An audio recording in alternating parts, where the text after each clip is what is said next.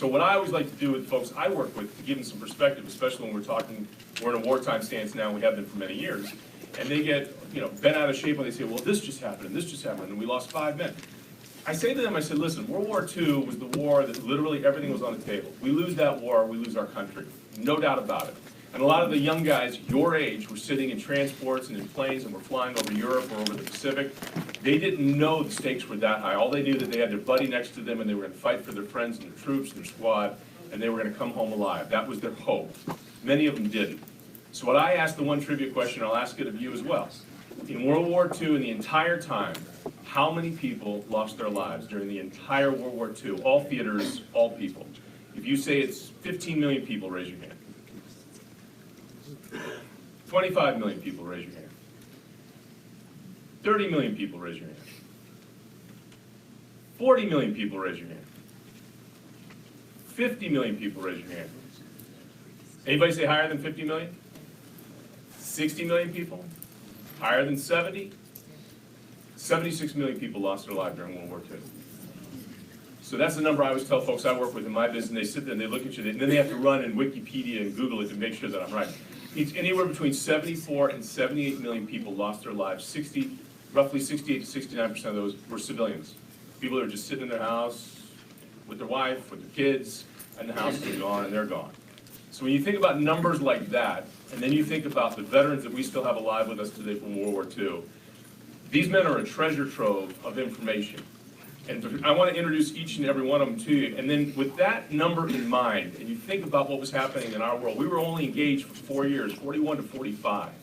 And you think about the damage Americans did when we showed up. We didn't come to play, we came to win that war. And if you look back at the men and women that were engaged in that war and the things that they did, I remember interviewing a guy named Walt Ehlers, the youngest Congressional Medal of Honor recipient, was 19 years old. He didn't have a clue what war was about. The training was just, you went in, you went out. You're all well trained right now. You guys have spent a lot of time studying, you've spent a lot of time training. These were people that were pumped into a mill and shot out the other side and quickly found themselves on a plane sitting next to their pals saying, what are we doing again? Where are we going again? And then all they knew is they had a rifle in their hand, and when they got on the ground, they knew what was expected of them. But we didn't know as a nation if they'd be able to do that. And that's why they call World War II and that generation the greatest generation. Everything was on the table. The fight was on, and they won. Next to me are 3 gentlemen that were engaged in that fight, and we're going to talk to them today. And please understand that you get to a certain age, like, we may have a problem with some of the, my voice may not be loud enough to get through, so we'll just be patient if that's okay. But if you have questions, please start thinking of them now, because now's your time. This is living history that you're going to be engaged here. To my left immediately is Lieutenant Colonel Richard Cole. He was a co-pilot alongside Jimmy Doolittle on the legendary Doolittle Raid, April 18th, 1942, the last survivor of the Doolittle Raid. How many people know what the Doolittle Raid was? That was our way of poking our eye in the Japanese eyes when they hit Pearl Harbor. We said, well, we got to get to Tokyo. But we didn't have the means to get to Tokyo. So we got an aircraft carrier out there with these big bombers, and we didn't know if these big bombers could get off the deck. So the first plane that went off the deck of the Hornet that day, all of the guys are standing on deck waiting to see what happens. Plane goes off, right below. And they go, well, there you go, that's not going to work. And then it came up. And the guys went nuts, they jumped in their planes, and they realized that his flaps weren't properly tuned, and that was the problem. So all those planes went up. The other problem with this raid, though, is a lot of them in their mind knew that this may be a one-way ticket. They didn't have a place to refuel. They didn't have a place necessarily to land. We knew that China would help us out on this one. But again, during a wartime stance, you don't know what's going to happen. Plus, these guys were going to scream over Tokyo, treetop, drop bombs, let them know, yep, we can get to you.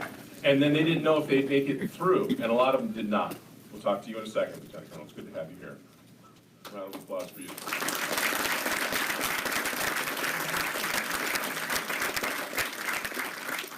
To his left is Lieutenant Jim Downing, veteran of the USS West Virginia at Pearl Harbor. You're 103 years old? 104 now.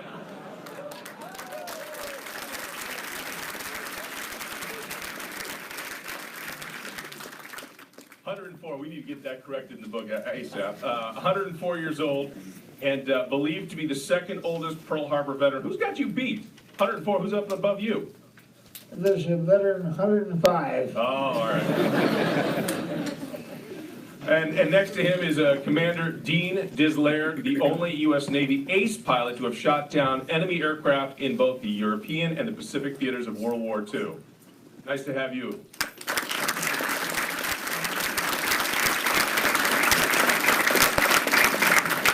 All right, let's start here if we could. Lieutenant Colonel Richard Cole, you can hear me okay? Yeah, Oh, yes, sir, okay. They told me, they said they might not be able to hear. I've got one of those booming voices. I figured you'd be fine. I'd like to ask him what kind of coffee he drinks. Let me start with this. On the Doolittle Raid, that was the first opportunity for the United States. In response to Pearl Harbor, we get attacked. We lose thousands of men. And the United States quickly, the military wanted to say, we have got to show Japan specifically that we can get to them. So we're going to hit Tokyo. Talk to me about when you were on the deck of that carrier, the Hornet, and you guys were thinking about getting those bombers off the deck. Did you know they would actually be able to take off from the deck of the carrier? Well, I'll have to admit for almost all Army Air Corps people that when you first heard about it, we were a little bit dubious. A little bit. It was impossible that time. You thought there's no way we're getting these bombers off this carrier. After we were at Eglin Field and Lieutenant Hank Miller began to display his instruction wares, we gradually accepted the fact that it's possible. When you guys were on the deck out there, the wind's picked up, the carrier turns toward the wind, and it's time to go. Did you have any idea where you were going to land those things? I think the major opinion was that we were going to be taken to an island, take off, land on a pre-selected island, and fight the war. Did you have any idea where that island was? No. No, that's it. Was it sort of the mind, but kind of an unspoken with the pilots that day and the crews, that you may not be coming back? Well, it crossed everybody's mind, but we had 100% support and so forth in Colonel Doolittle's plan. I don't think I was particularly worried about it then. For example, 2 days at sea after we left Alameda, the PA system came on and said, now hear this, now hear this. This force is bound for Tokyo. And boy, I think they could have heard it back in San Francisco. But after a couple hours or so, it became very quiet. And people began to wonder, hey, what am I doing here? But as far as I know, nobody jumped ship or backed out. So you were in the dark when you left port. You had no idea where you were going. And then when the raid is on, so you all take off, you're airborne. Was it calm silence? You couldn't talk to your other planes? I'm sorry? When you were all wheels up, you were flying towards Tokyo, was it communication silence? You couldn't talk to the other planes? Well, you have to remember, almost all of the co-pilots were second lieutenants. And let me just, how old was everybody on the crew, average age? Yeah. How old? Yeah. But everybody, a second lieutenant was,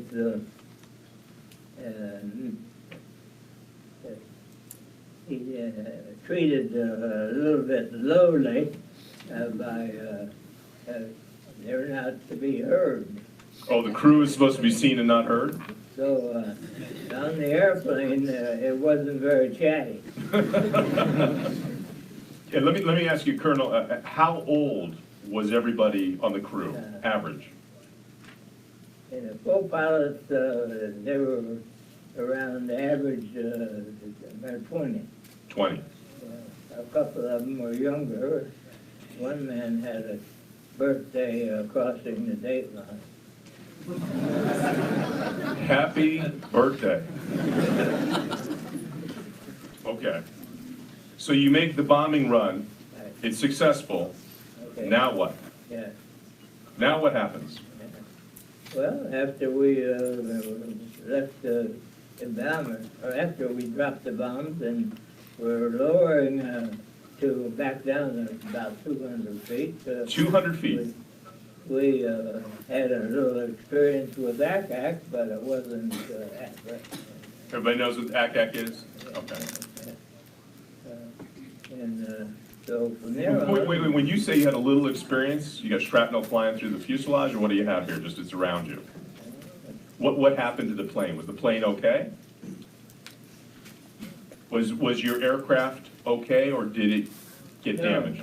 No damage, we were okay. Okay. So now where are you flying to? Where do you go now? We headed south for about 100 miles not to let the Japanese know that we were turning toward China. When we made the turn toward China and headed out over the China Sea, it was pretty good weather, and it wasn't too bad flying at 200 feet. Not a lot of room for error at 200 feet with a plane like that. Go back to one thing is that in our endeavor to reduce the weight so we could refresh it with fuel, they took out the bomb sight and they didn't want the Japanese to get a hold of it. And unknowingly to the crew, that took out part of the automatic pilot. So we had to manhandle the thing the whole trip. And that wasn't an easy plane to fly. Yeah. Wow. Where did you end up after it was all said and done? Did you crash? We ended up in southeastern part of Japan called Cmdr province. But we were at 9,000 feet on instrument.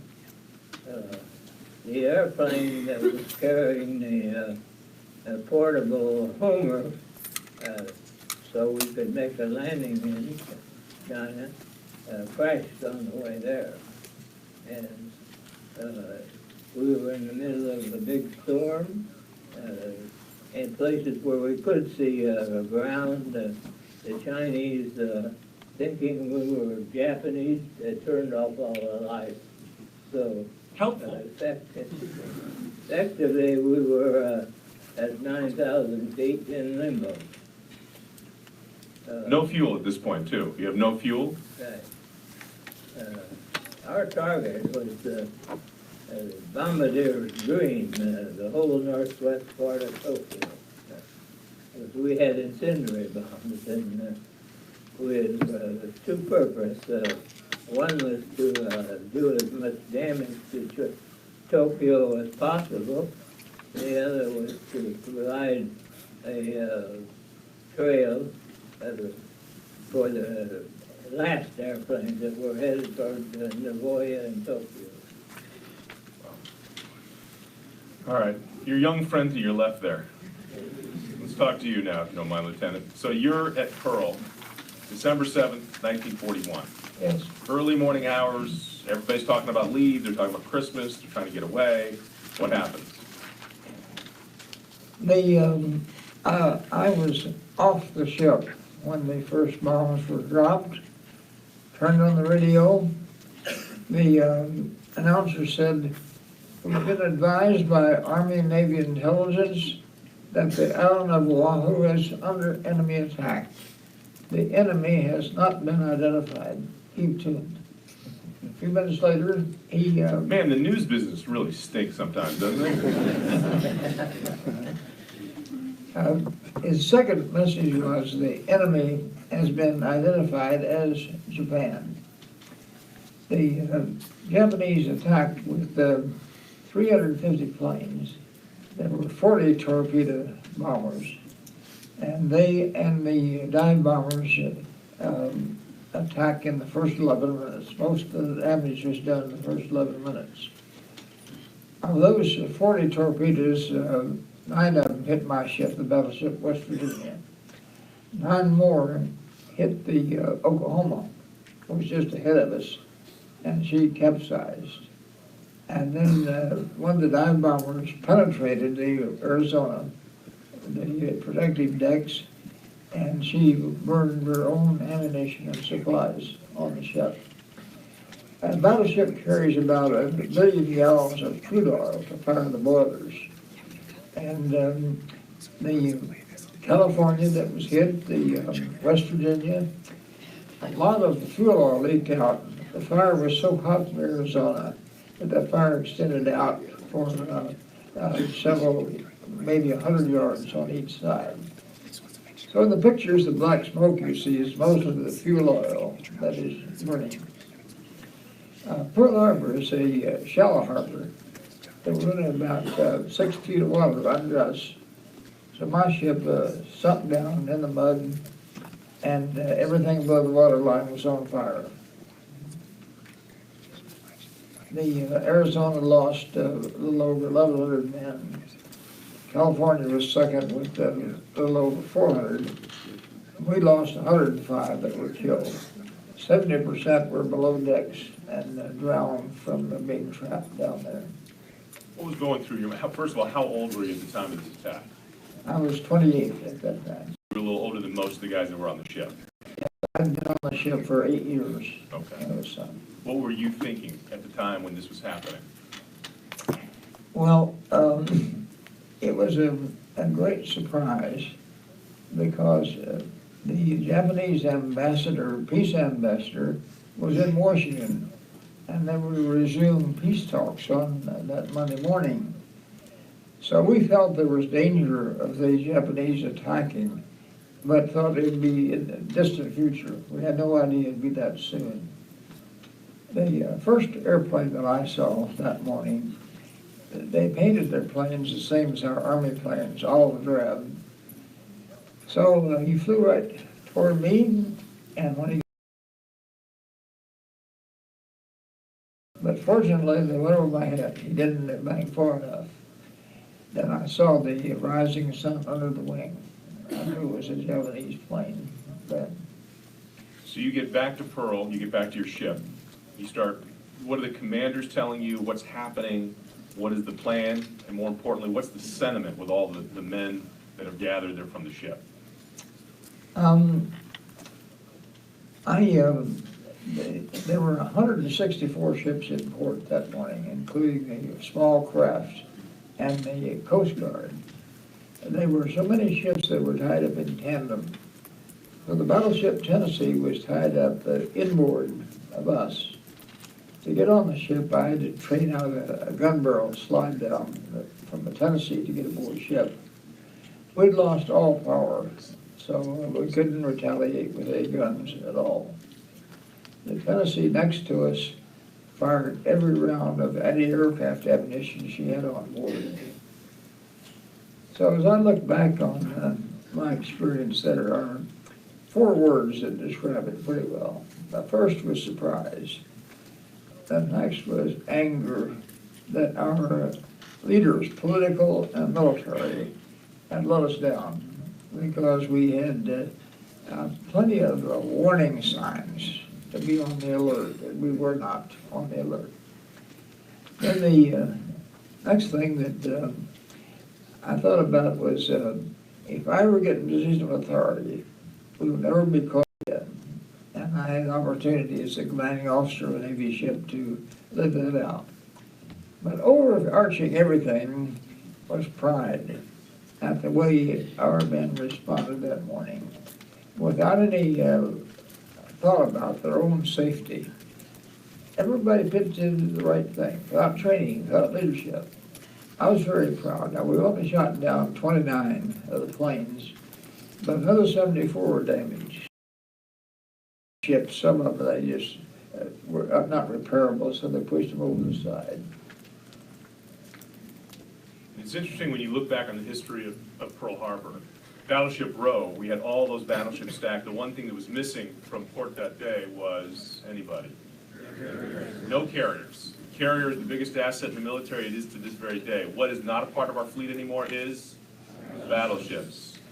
And maybe it was because they were so big, they were lumbering, they were just one big, huge thing that was so expensive, and it wasn't as fast as it needed to be. And there were a lot of people, I mean, if you go back and look at the controversies, Google that one, and the conspiracies, they think that Roosevelt did it on purpose, that he didn't give a fair warning to the military because they knew that they had sort of ticked off the Japanese with the whole oil issue of not selling them and then taking over the shipping lanes. So all kinds of controversies, and maybe they left the battleships in. You can think whatever you want, but there's no way on God's green earth that our government is going to put our men and women in harm's way and let that happen. When Pearl happened, though, it changed everything as far as our readiness, correct? To this day, everything has changed. Yes, there were no satellites in those days. And the Army had installed radar just 2 weeks before the attack. And I have a picture that the two men on the radar took and detected a large bunch of planes coming toward us. The officer to whom they reported said, well, I saw in the newspaper that a bunch of B-17s are coming from the States, so it's probably them. A little confusion. The only problem is the Japanese were coming from the west, and the U.S. planes were coming from the east. This kind of stuff frustrates you, doesn't it? Thank you very much. All right, let's move down the line to our ace.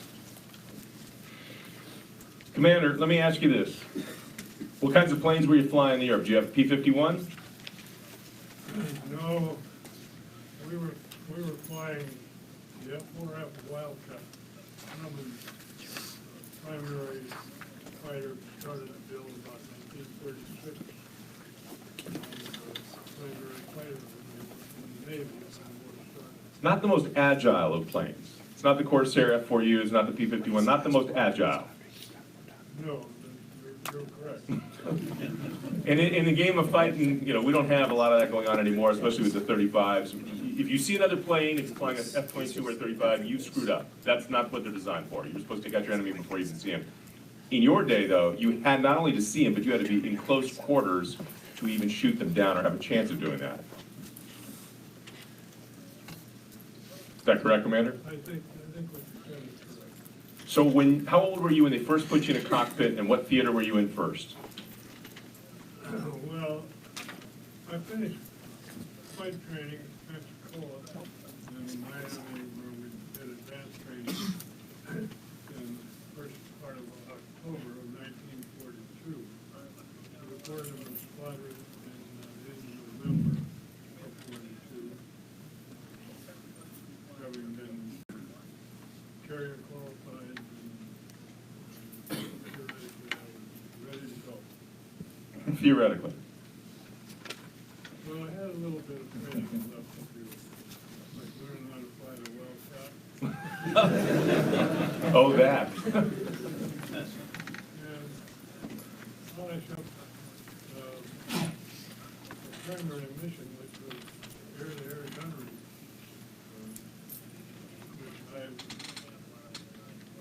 I graduated very high in air-to-air gunnery down in Miami.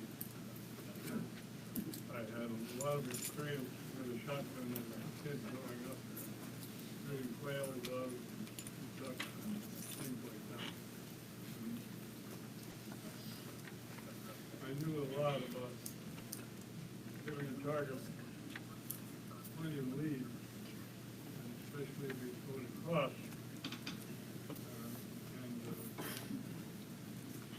That probably gave me a little advantage over most of the city kids that were also in my place. So how old were you when you got your first assignment, and where were you when you started flying, as far as combat? Oh, well, let's see, by the time I reported to squadron, I was 21. A few months later, we deployed on the carrier Ranger. The Ranger, carrier number 4, was the first carrier that we built from the keel up down the carrier. It was nothing like anything we have today. It was built at 14,000 tons. Sounds kind of heavy. By the time we went to war, and they'd added so much stuff to it, it weighed 21,000 tons. It was quite unstable in any kind of sea at all. Even a flat sea, it tended to go like this. Reassuring, isn't that? I was subject to motion sickness ever since I was a little kid. And, Picked the perfect occupation then, didn't you? I soon found that the best way for me to avoid that was to get in the cockpit of an airplane and get off the boat. Fight motion with motion. I used to volunteer for any flight I could get. And, every flight we always had one spare airplane up there ready to go. Like we had 4 supposed to go.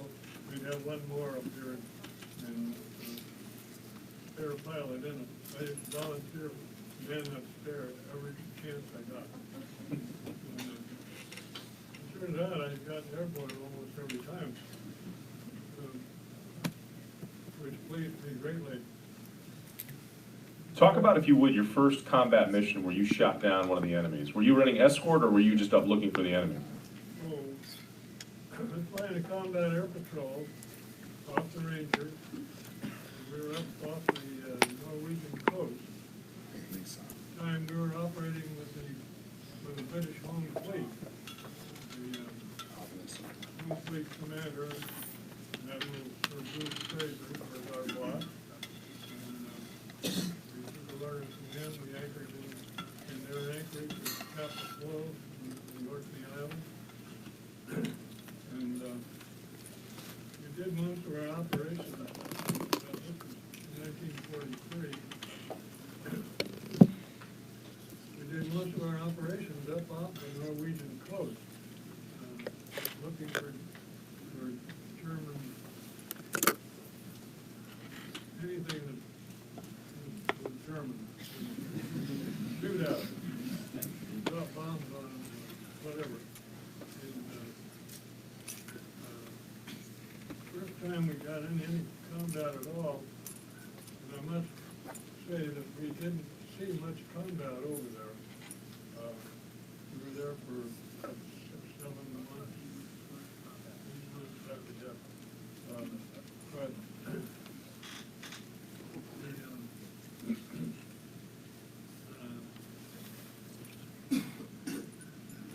First time you encountered the Germans, though, yourself, when was that? Was that one of those days when you're up on patrol? that was one of those combat air patrols. And, we relieved another combat air patrol. There were 4 planes in each flight.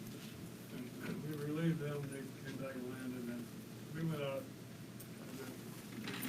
The first flight out had been vectored around looking for a bogey that our radar operator on the ship said was out there. They couldn't find it. The weather was not very good. Many clouds, rain showers. It was not an ideal day for sightseeing or flying. But so we went out in the same area that the group ahead of us had been looking. We went all around and vectored and here and there, and we never found the target that the radar had. So they gave the vector back to the ship at cluster speed, which means 10 throttled into the carburetor. And, my airplane that day was some reason or other, did not have the power that the other three had, and I was playing the fourth position of the formation, and they all left me on every time they gave a director. So we're heading back towards the fleet, probably 50 miles, and I kept looking behind us because I knew this radar controller of the ship quite well, and it operated with him before quite a bit, and I knew dang well that if he had a bogey out there, said he had a bogey, but there was one out there, and he was not mistaken. So, while we're heading back towards the fleet, I kept turning around my cockpit and looking behind me. And finally, what I did, I was very surprised when the huge cloud behind us that went from almost water level up to 8 or 10,000 feet. And I saw this airplane come around the left side of me and on the front of this big cloud and disappear behind it. So I Laird, tally ho, bogeyed at 6 o'clock. And section leader, who was way up there, turned like stick, and I joined him, and we headed back. I told him where I'd seen it, where it had gone, and so we headed towards the left side of the big cloud. I saw him disappear around this side, and we figured he'd come back to this, which he did. And wasn't very high, maybe 3,000 feet or so. And I think he saw us about the same time we saw him when he came out behind the house, when we headed for him. He saw us, he turned and headed south, which I think was the direction of Germany. And immediately identified the airplane as a Junker 88. The Junker 88 was one of Germany's best bombers. I don't mean to make you go, they're giving me a sign that we've got to kind of wrap it up. We got to give a chance for some of the students to ask questions too. So I apologize. But that is when he came out of the cloud. You were the one who took the shot and took the plane down? Well, yeah, we both went in. My leader made a pass on him and broke off. I made a pass. After a minute, we had him smoking. The leader came in once more, and I came in the second one, and I tried to pick out a spot on the airplane where the wing joined the fuselage. I figured it was where they usually had a fuel tank.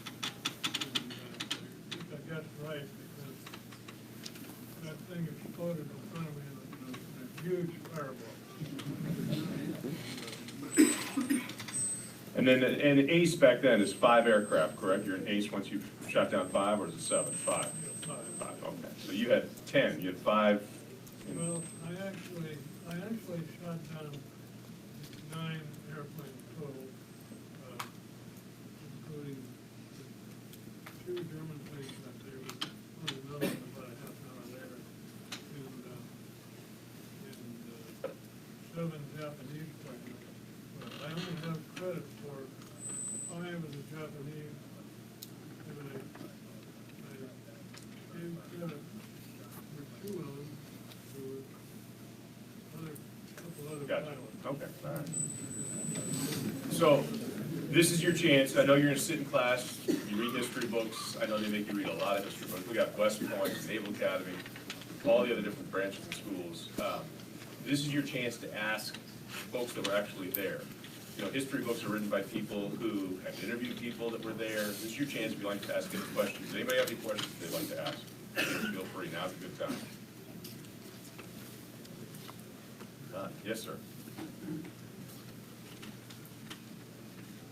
How would you compare the F4F with the Japanese Zero? Would you repeat it, please? How would you compare the F4F with the Japanese Zero, the Mitsubishi Zero? One-on-one, the Zero was a better airplane. It was faster, more maneuverable, and in a one-on-one dogfight, the Zero usually won. However, the fact remains that during the war, the Wildcat ended up with a kill ratio of 9-to-1 against the Zero. And this was primarily due to the tactics that we developed, primarily developed by a man who retired as an Admiral Jimmy Thatch, who was an F4F squadron commander at Midway. And, the main tactic was what we called, it ended up being called the Thatch weave. Where it spread the fights out, and like this, you're going in the same direction. And so that all the people on this side could watch over here where this outfit might be attacked, from which they might be attacked, and these guys would be watching over here. Well, if somebody was coming in on these, they would turn this way, crossing here, and these guys would then shoot these people off the other guy's tail, and vice versa. And that, the Japanese never seemed to catch on to that. In fact, I read a report written by a Japanese pilot that said he was confused because he was just about to open up and shoot down some, I think these were Hellcats, a little later on, and he said, all of a sudden there's somebody shooting at me. And it was a highly successful maneuver. We called it the Thatch weave. And I think that's why, that's the main reason that the Wildcat had a 9-to-1 kill ratio over the Zero. Any other questions? In final thoughts, I just wanted to ask you for your experience in all these many years now that have passed since the war. What are you left with now? What are your thoughts today? Start with you, young man. I speak to quite a few students in universities, and what I tell them, quoting from a speech of President Reagan in 1986, the subject of his speech was peace through strength. He coined a phrase that I feel every American should memorize. 3 words. It was, weakness invites aggression. Pearl Harbor has a motto, remember Pearl Harbor, keep America alert. And I like to add to that, keep America strong. I saw an old parking sign the other day that said, don't even think about parking here. So I like to use that phrase, keep America so strong that no tyrant or government will even think of attacking us. That's my message. They don't mess with the big dog on the block. Colonel, let me ask you the same question, Colonel Cole. What are your thoughts now, after all these many years? What do you think about today when you look back? What do you think about today when you look back? Well, first off, I started to believe how lucky I've been. But after the raids and so forth, the war developed, we, as a group, decided that we would give back something to the people that invited us to come and talk. And as such, we formed a scholarship program. It's called the James H. Doolittle Scholarship Program. And it takes, anybody can apply for it, but they have to have enough college, their junior and sophomore year. And it has to be directed towards space or aviation, and they must have had a 3-point GPA. Wonderful legacy to leave behind. We have a print that's called Payback Time, and we offer it too for donation. It's things like this and other invitations. And that's the way we support. That's a good thing to leave behind, Colonel. Appreciate it. And we talk to college people or school kids. That's good stuff. Yeah. Commander, last thought if you have. Just something you think about when you look back. Well, both these guys are right. And maybe being a little more parochial, I resented being kicked out of the Navy when I was only 50 years old. I was flying jets just like any young kid was all the time, and I figured I could whip most of them without any. Well, you know,